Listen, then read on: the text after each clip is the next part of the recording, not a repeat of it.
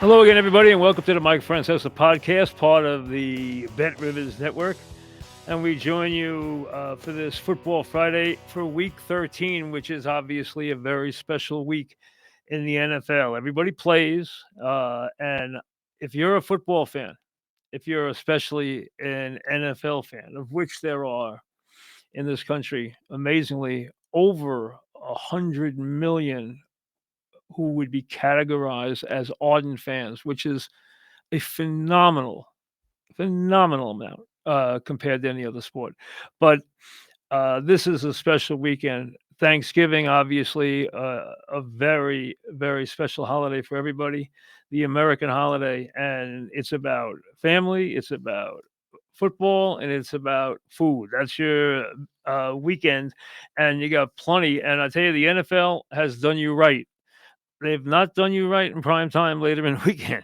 Okay, we'll get to that later. But they have done you right on Thanksgiving. There is a lot to like around your feast and your family, and God willing, everyone has a safe and healthy and prosperous Thanksgiving and a happy one, and gets where they need to get, and gets there on time, and gets there safely, and everything else. Now, as I said, I mean, I've looked at this a long time ago. I always look at the Thanksgiving games early. First thing I actually do when the schedule comes out. Um, Good games and games that matter. Packers and the Lions. Look at the three-team race with the Bears, the Packers, and the Lions. Look at the vulnerabilities that the Lions have showed recently, far more than anybody thought. Look at the offensive vulnerabilities that the Packers have showed. You know, their offense is hit or miss, hit or miss, hit or miss. Some weeks they're not there, not there, not there. And right now, the Lions aren't protecting their quarterback well. And they need to do that against the Packer pass rush. It's a game with incredible importance. The Lions pulled out a game they should have lost to the Giants. We've said that a lot about the Giants a lot this year. Um, but they pulled it out. And I gave you the teams that went in and said, we got to win 2 games in 5 days. Teams not usually needing to do that in recent years, like the Chiefs. And they had to come from behind and win in overtime against the Colts, like the Ravens, like the Lions. Okay. And they all took care of the front ends.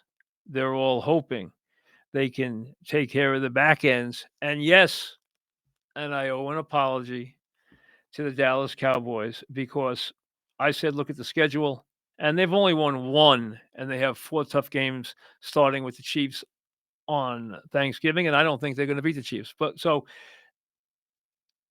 I didn't think they were going to beat the Eagles. Nobody did, and as a matter of fact, when I finished my podcast Sunday, the Eagle game was already 14-0, and I'm like, oh, here we go. And we all know about the comeback. We all know how that has rejuvenated the Cowboys, made them think about the postseason. Now Jerry's so smart and this and that. And, all of a sudden you saw Jerry at 21-0. Then you saw Jerry at the end of the game. And now Jerry's a genius for what he did defensively during the season. Now, one game does not make a season, Cowboy fans. But this game sets up as well as any game could set up. First of all, it's always the centerpiece of the Thanksgiving day, the Cowboy game. Now, to have a Cowboy game where 2 teams come in, one being the team that has dominated the sport for the last 10 years, that is showing vulnerability, that isn't going to win a division title for the first time in a decade, that isn't going to be playing at home, it's going to be playing on the road and is trying to get to the playoffs. And right now, as you start this week, there are 20 teams that you would give a legitimate chance to. 12 teams, goodbye. 20 teams with a chance. Right now, the Chiefs are 9th out of the 10 teams in the AFC. The Cowboys are 9th out of the 10 teams in the NFC. The big vulnerability for both of them is this. Now, I'm not trying to compare because to me, the Chiefs are serious and the Cowboys are not. But the Cowboys, with their 5-5-1 record, are 3-4-1 in the conference. That's deadly. That's deadly later on when you're trying to break ties. The Chiefs are 3-4. Now, You got 6-5 teams like the Texans who are 5-2 in the conference. You got 6-5 teams like the Chiefs who are 3-4 in the conference. You're not breaking any ties. You got to win an extra game. That's going to come back to haunt you. And obviously, Andy knows it. He's been playing this game a long time.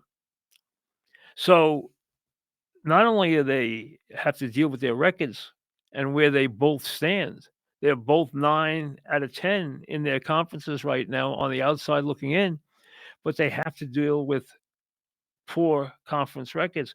I'll give you an aside. The Niners are 8-4. They're 8-2 in the conference. Golden, 8-2. But that game has a chance.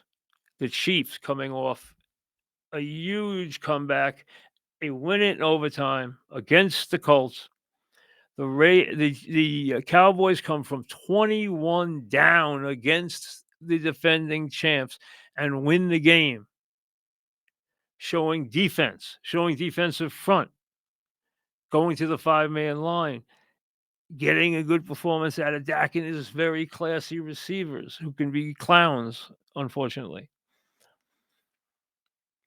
This game has a chance from an business and TV standpoint to be the most watched Thanksgiving game in the history of television. It could break the record. We'll see if it does. It's going to come very close. It's a showcase game, and it couldn't come up any better than it does right now. Can the Cowboys put pressure on Mahomes? If they don't, they're going to get riddled. They're going to get riddled.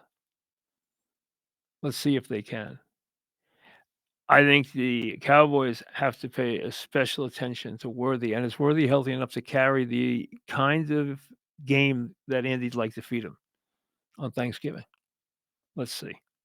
Then you have a third game, the Bengals and the Ravens, and you say, oh, who cares? Well, now it's Burrow.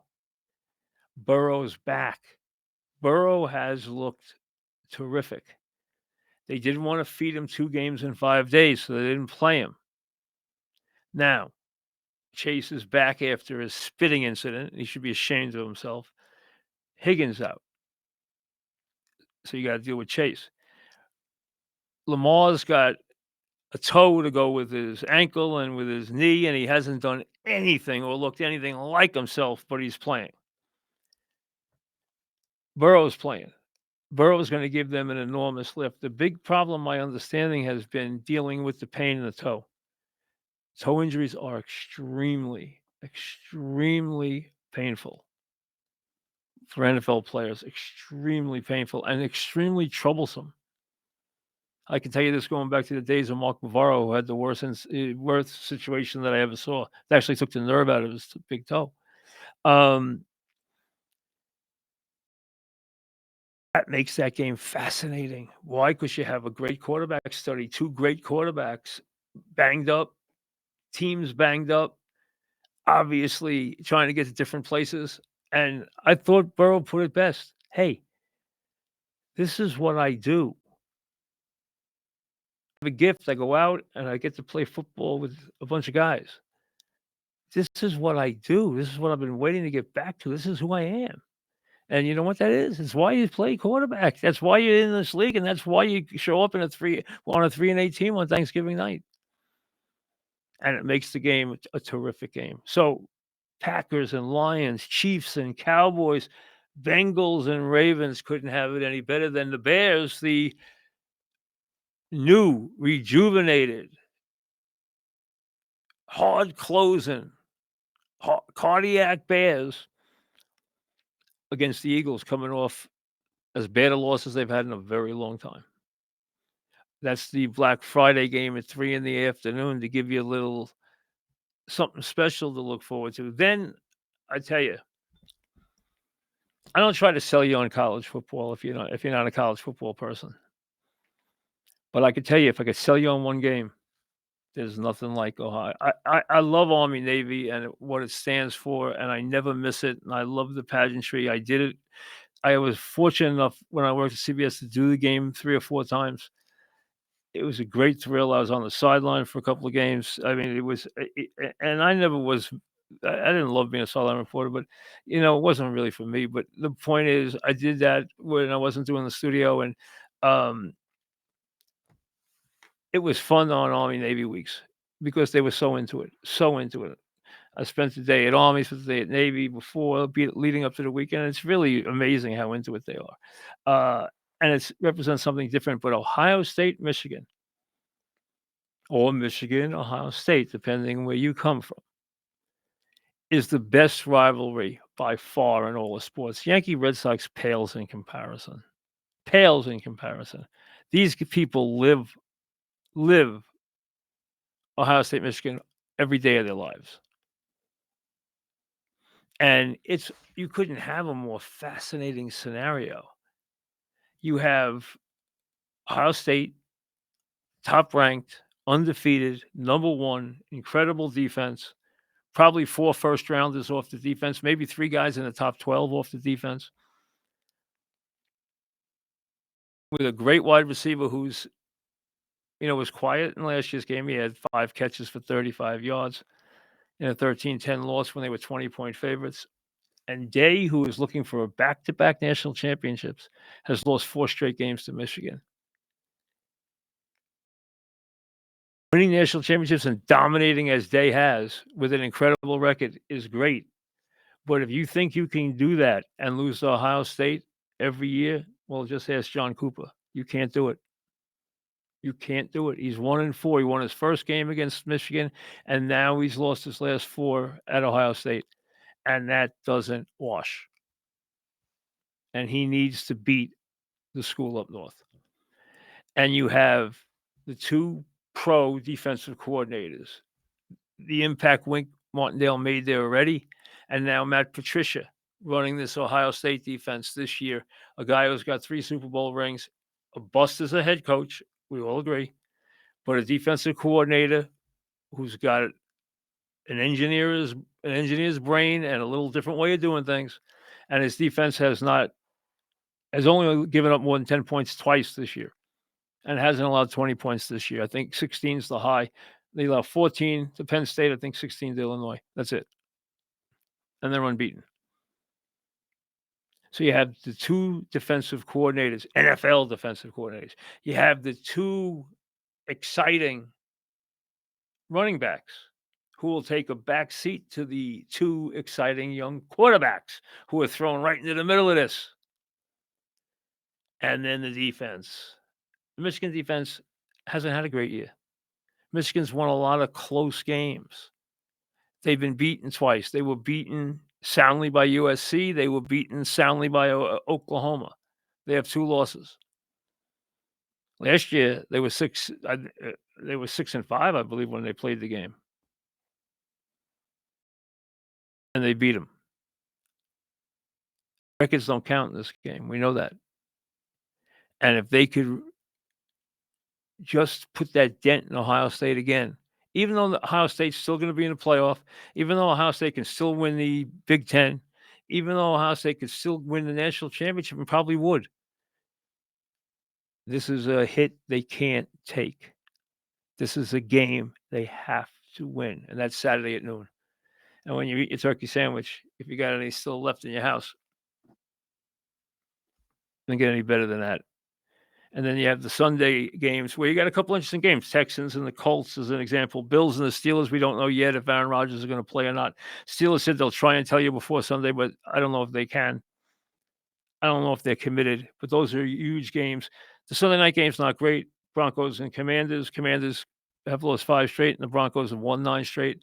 And the Pats and the Giants on Monday night. I think Darnold will play, but I don't know that yet for sure. Pats have some big problems on the offensive line now. The Broncos and the Pats are at the top of the AFC, and they got big winning streaks going. But Broncos, I think, will have an easy time at Washington, but Monday night, that could be a very tough game. The Giants with a new defensive coordinator. Hey, they didn't have anybody on the staff who really deserved to be defensive coordinator, but they just felt they finally had to make a change. And they probably should have made it a long time ago. They just didn't have anybody on the staff that they thought could do the job. Now, before I run down the games, the Sunday part.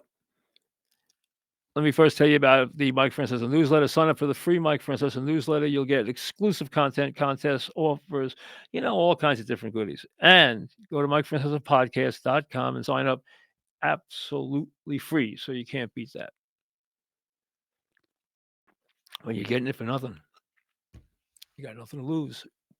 Now, Bet Rivers players who place this a same game parlay of at least $10 on any NFL or NCAA football game will receive an entry into the weekly Squares game. Winning Squares can earn up to $50 bonus bets per entry. See the Bet Rivers app or website for full details. I like the Squares. It's fun. It's like the Super Bowl board, 100, you got 10 this way, 10 this way. And if you match the final score, you were a winner. All right. Now, we told you 3 big games on Thanksgiving. Can't beat it. A very good football Friday game. The Bears and their electrifying come from behind. We make our own breaks, but we get the breaks and we run with it. Have they had some luck? Yes. Have they had the ball bounce their way? Yes. Have they taken advantage of it? Yes. 8-3. Eagles in Philly. Really good Friday at 3 game. None of us of the male persuasion are nuts enough. At least most of us are not nuts enough to go near these shopping centers. I've never been there. I turn the news on and I see these people running in at 4:00 to fight over a sweater. I mean, at 4:00 in the morning. Come on. There's got to be something better to do. Got to be. But hey, some people love it. Now, Niners and the Browns. What a job the Niners have done. But if you notice, they're getting wins. McCaffrey's been all world. Purdy hasn't played well since he's come back. Hey, they'll fix it. They're such a brilliantly coached offense. I know how unbelievably high the Parcells-Belichick coaching tree held the Shanahan offense's coaching ability, both father and son, in such high esteem. In terms of game planning, in terms of execution, in terms of adjustments, they felt there was none better. Mike Shanahan was one of the great offensive coaches of all time. His son been a brilliant coach too, in terms of that, and they do an incredible job. Browns are better at home, and hey, too much is being made of this Sanders stuff. If his name wasn't Sanders, we wouldn't be paying this attention to him. But hey, it's part of being. It's who he is. Let him play. Hopefully, he moves the ball.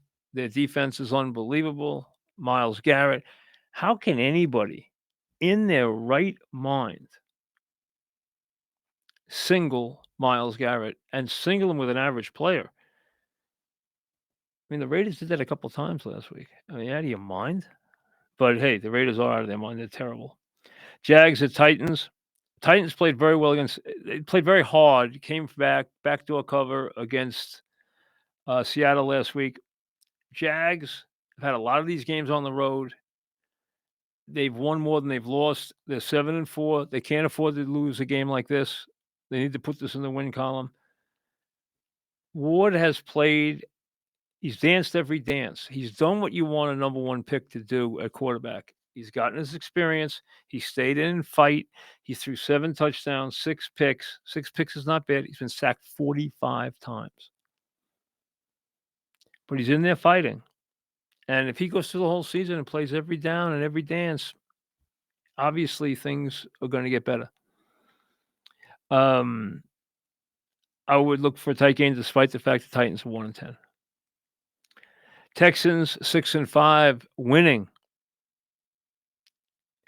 Offense just doing enough. Defense best in football.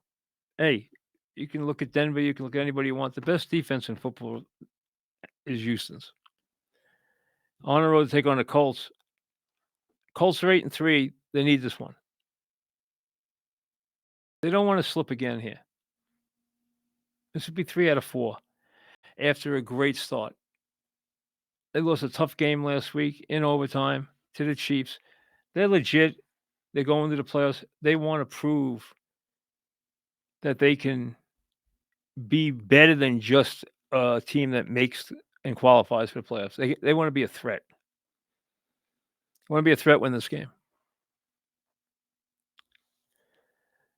I talk about Warren and how good he is. 55 catches, 4 touchdowns this year. Does everything for them. Been there week after week after week after week. Going to be a great player. Or already is pretty close. Saints at the Dolphins. Fisher won 3 of their last 4. Nobody talks about Ashawn. 900 yards rushing, 350 yards pass receiving, 9 touchdowns. Wonderful player. Underrated, gets lost in the shuffle, but that's a player that should be noted. He's really a sensational player. Falcons should not be 4-7. Jets 2-9 were competitive last week with Taylor against the Ravens. You never know how the Falcons are going to play. Falcons have better talent. Who knows? Cards are just trying to finish the season. They've been so beat up at 3-8. Bucks are 6-5. Tough schedule. Last week Baker goes out. They were going to lose the Ram game. Anyway, he has a low-grade shoulder sprain. Game time decision. Bucks need a laugher. Maybe they get it this week against Arizona. Rams at 9-2, the best team in the league. Get the Panthers at 6-6. Stafford is your MVP. Don't look anywhere else for an MVP. 30 touchdowns, 2 intercepts. Nakua is the best all-around receiver in the sport. Adams is a touchdown machine. I don't care if they're all 2 and 3 yarders. Who cares? They're all touchdowns. Rams are 2 plays from being undefeated. They're 9-2. They're the only team with 2 losses. Only team in the NFC with 2 losses. Obviously, the Broncos and the Pats have 2 losses. Panthers are improved. I don't think they can threaten the Rams here. Vikings season is a complete disaster. Their quarterback situation is a complete mess. And now they get to look at the guy they let go last year in Sam, who's passing the ball well. Listen, he still has a couple of games where he throws too many picks, but he moves the ball and he moves it a lot. Seahawks are a good team at 8-3. Vikings 4-7 going nowhere. Bills 7-4. At Steelers 6-5. We don't know about Rodgers. After this, the Bills have at the Pats, at the Browns, the Eagles, and the Jets. They're 7-4. They're not guaranteed anything this year. They got work to do. Raiders fired Chip Kelly. The quarterback coach. Greg Olsen is now going to call plays. Pete also has to answer to the terrible job the rest of his staff has done, including 2 of his sons.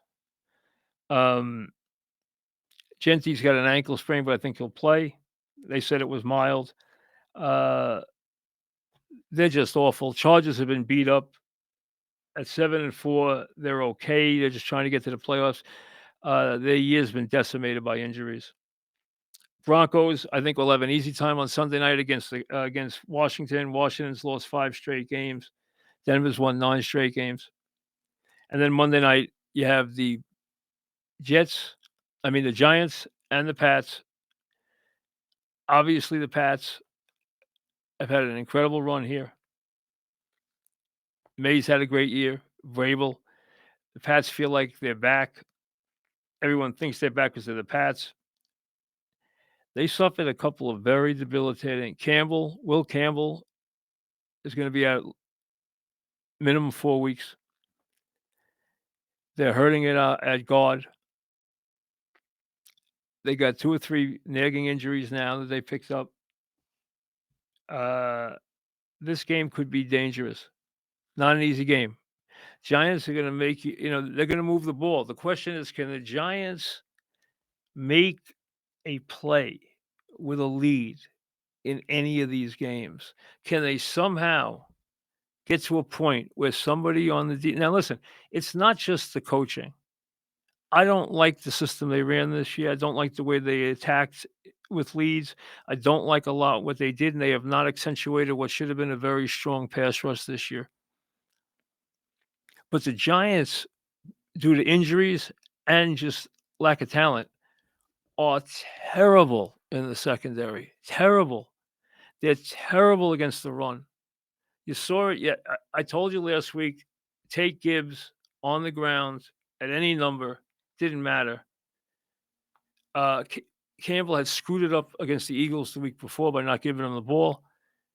I thought he was going down the same road until he started giving him the ball in the second quarter, and then you saw what happened. Boom, boom, boom, boom, boom, boom. He winds up with 219 yards rushing on 15 carries. Electrifying bursts for touchdowns. 3 touchdowns in the game. The most dramatic player with the ball in space in the league, bar none. Williams, who's a complete jerk, is good in space and is very explosive, but you might get something out of him every 3 games, and you're going to get something stupid out of him every game. Gibbs is a serious, major talent. The most explosive player. He's got Gale Sayers type talent, and you don't throw that around. That's how talented he is. Okay, so as we hit this Thanksgiving holiday, the emergence of the Rams in the NFC, and I've been talking about the Rams since preseason. I picked them to go to the Super Bowl this year. I picked them against the Ravens, so I'm not dead. I'm just not, in great position. What the Broncos and the Pats have done to move to the top of the AFC. Hey, you're not going to get rid of the Pats and the Broncos this year. They're going to be right there. When the playoffs start, their names are going to be up top. That's all there is to it. They're going to win a lot of games. They've already won 9. They're going to win 12 or 13 games apiece. They're going to be right there. And the teams looking to knock them off are going to be your name teams with your name quarterbacks. That's where you're going to see the Chiefs and the Ravens and the Bills. And Harbaugh, you're coming up that way, trying to be the guys on the downside of the bracket. And Rodgers, if he can stay healthy. 20 teams. Here's how the playoffs shake out right now. AFC. Pats, Broncos, Colts, Ravens. That's your 4 division winners in right now, what their records would list them. Pats 1, Broncos 2, Colts 3, Ravens 4. In the playoffs, Jags, Bills, Chargers. Outside looking in, Texans, Chiefs, Steelers. So right now, Ravens in, Steelers out. Now they're both 6-5, and they play each other twice, so there's plenty to do there. NFC, Rams, Eagles, Packers, and Bears basically flat-footed there, and the Bucks. In, Seahawks, Niners, Lions. Outside looking in, Bears, Packers, but they're both going to make it. Cowboys, as Taylor says hello, and then the Panthers. 20 teams, 10 on each side. Chiefs and Cowboys, both number 9s, square off on Thanksgiving. Packers and Lions. When you look at the fact that you have the Bears at 8-3, the Packers at 7-3-1, the Lions at 7-4, all right there. How big is this game? Incredibly big, as is the Bengals and the Ravens, because the Ravens have no margin for error. And no margin for error is what you have if you're the Lions, if you're the Packers, if you're the Chiefs, if you're the Cowboys, if you're the Ravens, if you're the Bills, if you're the Steelers.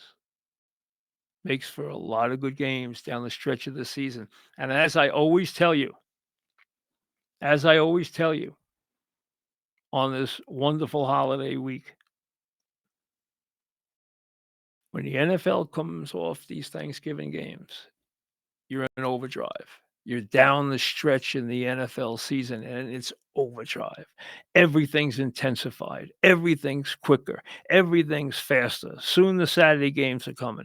When the Saturday games come, you know you're close to Christmas, and you also know you're close to the playoffs and paying it off and getting ready for the second season. The NFL is about to hit that gear tomorrow. After you do whatever your ritual is on Thanksgiving morning, let the kids in the house or who's ever visiting see a little of the parade until you're looking at your watch waiting for the first kickoff. And then it's Thanksgiving with all the trimmings and all the football. It's the best America has to offer. It's everything we fight for, everything we want.